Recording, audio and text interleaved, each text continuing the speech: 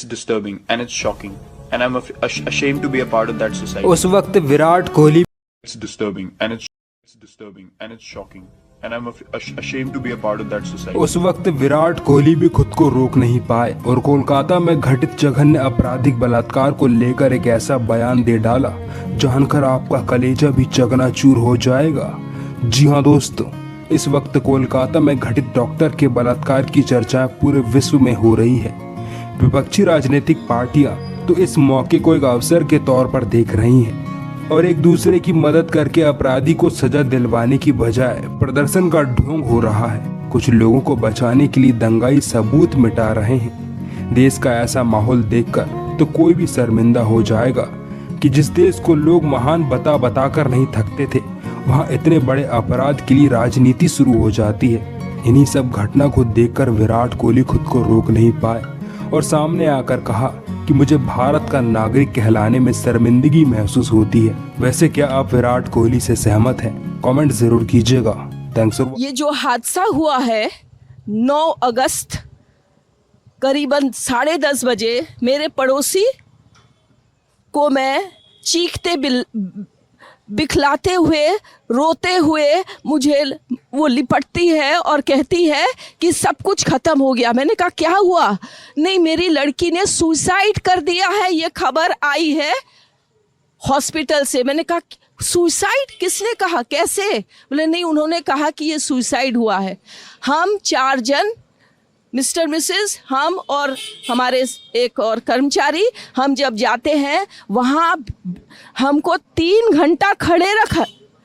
एक पेरेंट्स जिनकी बच्ची 31 इयर्स ओल्ड की ऐसी ख़त्म हो जाती है, उनको 3 घंटा खड़ा रखा और ये हाथ जोड़ती रही। माँ बाप हाथ जोड़ते रहे, हमें एक बार दिखाओ, हमारी बच्ची का मुंह एक बार दिखाओ। हमको नहीं दिखाया गया। 3 घंटे तक खड़े रहने के बाद ये दोनों हस्बैंड वाइफ अंदर जाते हैं सेमिनार रूम में और ये पापा अपने dead body of the girl जिसके मुंह में खून था फोटो खींच के लाके मुझे दिखाते हैं। उन बच्ची का शरीर में कोई कपड़ा नहीं था, पैर दोनों राइट एंगल में मिला गया। राइट एंगल में एक पांव बेड के इस तरफ, एक पांव बेड के इस तरफ मिला गया। जब तक पेल्विक गर्डल नहीं टूटता है, इस तरह 2 पांव को नहीं चीरा जा सकता है।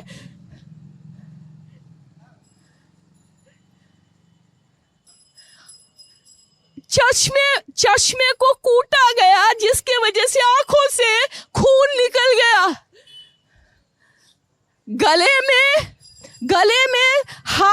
गला दबाकर मारा गया। और पूरा ये जो मैं बोल रही हूँ, ये पूरा पोस्टमार्टम रिपोर्ट में वायरल हुआ है। आप लोग कृपया देखिए, ये कोई मनगढ़ंत नहीं है। मैं प्रधानमंत्री से हाथ जोड़ के रिक्वेस्ट करूंगी कि ये घटना जो एक 31 ईयर ओल्ड, एक meritorious student who has cracked her medical with her own stamina and her own intelligence, goes to that top and becomes a promising doctor, should not be killed or her voice should not be smothered like this.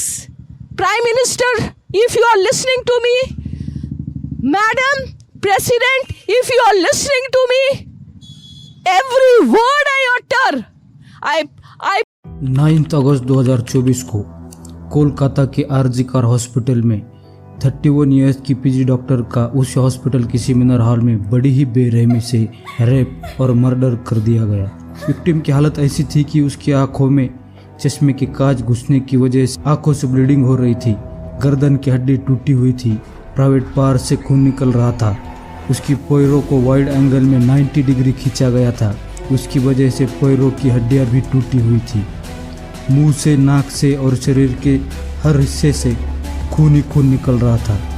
अब मैं और detail में बताऊंगा तो आप लोग सुन नहीं पाओगे, चश्मे को कूटा गया, जिसके वजह से आंखों से खून निकल गया। इसके बारे में अभी तक जो भी सच्चाई सामने आई है उसको डिटेल में बताने की कोशिश करूंगा और कुछ सवाल भी खड़े करूंगा। मैं चाहता हूं कि आप लोग इस वीडियो को देखकर भले ही चैनल को सब्सक्राइब ना करें, लेकिन वीडियो को लास्ट तक देखना और लाइक भी करना, ताकि वीडियो डिलीट होने से पहले ज़्यादा से ज़्यादा लोगों तक पहुंच सके। इस केस को डेफिनेटली कोई दबाने की कोशिश कर रहा है, क्योंकि मुझे कुछ लूप होल्स मिले हैं जो मैं आपको आगे बताऊंगा। इस क्राइम में अकेला संजय रॉय मुजरिम नहीं है जो हमें बताया जा रहा है, इसमें और भी लोग शामिल है।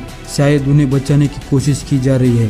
कुछ लोग ये भी कह रहे हैं कि हॉस्पिटल इस घटना को दबाने की कोशिश कर रहा है, क्योंकि इस घटना के 5 दिन बाद ही क्राइम सीन से 20 मीटर की दूरी पर कंस्ट्रक्शन के नाम पर दीवार तोड़ी गई। तो कुछ लोग ये भी कह रहे हैं कि संजय रॉय किसी राजनीतिक पार्टी का मेंबर है। तो आइए डिटेल में जानते हैं। 9 अगस्त सुबह 10 बजे आरजीकर हॉस्पिटल से एक कॉल आया। उस व्यक्ति ने कॉल उठाया। हॉस्पिटल से उस इंसान ने कहा कि आपकी बेटी बीमार है, आप जल्दी से हॉस्पिटल में आ जाइए। बस इतना कहकर फ़ोन काट दिया। उस लड़की के पिता को लगा मेरी अपनी बेटी से रात में ही बात हुई थी, वो ठीक थी, अभी अचानक उसे क्या हुआ। इसलिए उन्होंने दोबारा कॉल किया और पूछा कि आखिर हुआ क्या है। तो सामने वाले व्यक्ति ने कहा कि आपकी बेटी ने सुसाइड किया है, आप हॉस्पिटल आ जाइए। यह सुनकर उसके पिताजी रोने लगे और माँ भी फूट फूट कर रोने लगी। अब वो दोनों हॉस्पिटल की तरफ जा ही रहे थे। उतनी ही देर में यह खबर पूरे शहर और सोशल मीडिया पर आग की तरह फैलने लगी और हॉस्पिटल के बाहर लोगों की भीड़ जमा हो गई। सबके मन में यही सवाल था कि आखिर ये सब कैसे हुआ और किसने किया। उस हादसे की रात उस डॉक्टर की 36 आवर्स की ड्यूटी थी, जिसमें डॉक्टर्स को कंटिन्यू डे एंड नाइट जाकर इमरजेंसी के लिए हॉस्पिटल में ही रहना पड़ता है। उन्हें खाना पीना, नहाना, फ्रेश होना सब कुछ हॉस्पिटल में ही करना पड़ता है। उस रात भी विक्टिम और उनके 4 साथी सेमिनार हॉल में नीरज चोपड़ा की मैच देखते हुए खाना खा रहे थे। रात के 3 बजे उन्होंने डिनर किया और अपने अपने ड्यूटी पर चले गए, लेकिन विक्टिम यानी लेडी डॉक्टर थका हुआ महसूस कर रही थी, इसलिए उसने वही रुककर आराम करना ठीक समझा। सुबह के 4 बजे के करीब संजय रॉय उस सेमिनार हॉल में जाता है और डॉक्टर का रेप करता है। इसी दौरान डॉक्टर की मौत भी हो गई। इसके बाद सुबह 7:30 बजे बॉडी को देखा गया और जैसा मैंने शुरू में कहा था, 10 साढ़े 10 बजे डॉक्टर के पिता को कॉल करके कहा गया था आपकी बेटी ने सुसाइड किया है। बॉडी को 7 या 7:30 बजे देखा गया और डॉक्टर के पेरेंट्स को 10 बजे बता दिया। इसके बावजूद उसके पेरेंट्स जब वहां पहुंचे तो उन्हें उस सेमिनार हॉल के बाहर 3 घंटों तक रोक के रखा गया। उसके पेरेंट्स रोते रहे, मिन्नतें करते रहे, हाथ जोड़ते रहे, हमें अपनी बेटी को देखने दो। फिर भी उन्हें बाहर रोक के रखा गया और 3 घंटों बाद अंदर जाने दिया। जब उस माँ बाप ने अपनी बेटी की बॉडी देखी तो उनका कलेजा फट गया। जैसे मैंने शुरू में कहा था, पूरे शरीर से और प्राइवेट पार्ट से खून बह रहा था, दोनों पाँव मुड़े हुए थे। ये देखकर कोई भी बता सकता है ये एक सुसाइड नहीं बल्कि रेप और मर्डर है। लेकिन फिर भी क्यों हॉस्पिटल वाले इसे आत्महत्या कह रहे थे? क्यों उसके पेरेंट्स को 3 घंटों बाद बुलाया गया और क्यों उन्हें 3 घंटों तक हॉल के बाहर रोक के रखा गया? यही इस घटना के कुछ लूप होल्स है। यही नहीं बल्कि उस हॉस्पिटल के प्रिंसिपल ने यह भी कहा था कि विक्टिम को साइकोसिस नाम की इलनेस थी, इसलिए उसने सुसाइड किया। आखिर हॉस्पिटल किसे बचाने की कोशिश कर रहा है? जब विक्टिम की बॉडी को पोस्टमार्टम के लिए भेज दिया गया और जो रिपोर्ट निकल कर सामने आई, उसके बाद सारे लोग गुस्से से भर गए और ये जायज़ भी था। रिपोर्ट में आया था कि विक्टिम के साथ बहुत ही बुरी तरीके से रेप किया गया है। उसका एब्डोमेन, राइट हैंड और मुंह बुरी तरीके से इंजर्ड है।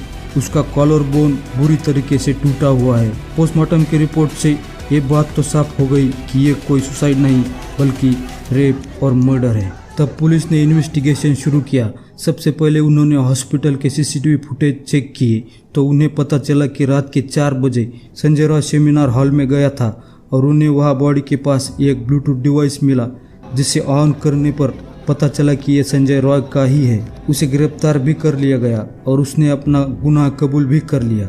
लेकिन सवाल यह है कि आखिर संजय रॉय है कौन? संजय रॉय एक वॉलंटियर था, यानी कि पुलिस को ट्रैफिक के समय या ऐसे ही छोटे मोटे काम के समय मदद करने वाला। वो कोलकाता पुलिस का स्टिकर अपने बाइक पर लगा के घूमता था और कोलकाता पुलिस की टी-शर्ट और कैप भी पहनता था। यह आदमी ना पुलिस वाला था, ना हॉस्पिटल में काम करने वाला। फिर भी उसे रात के 4 बजे हॉस्पिटल में एंट्री कैसे मिली? अब ये तो आपने सुना होगा कि संजय की 4 शादियाँ हुई थी और उसकी 3 बीबियाँ उसे छोड़कर चली गई उसके इसी बर्ताव के कारण। लेकिन इसके अलावा ये भी पता चला है कि संजय रॉय का ये पहला क्राइम नहीं है। इससे पहले उसने आरजीकर हॉस्पिटल से ही एक महिला का नंबर चुरा कर उसे फ़ोन करके धमकाता था कि मुझसे मिलने आ जाओ। इसके अलावा कुछ महीनों पहले ही एक लेडी डॉक्टर ने संजय के ऊपर मिसबिहेविंग का केस किया था। इतने सारे क्राइम करने के बावजूद उसके ऊपर कोई एक्शन क्यों नहीं लिया गया? आपको क्या लगता है कि इस क्राइम में संजय के अलावा और भी लोग शामिल है?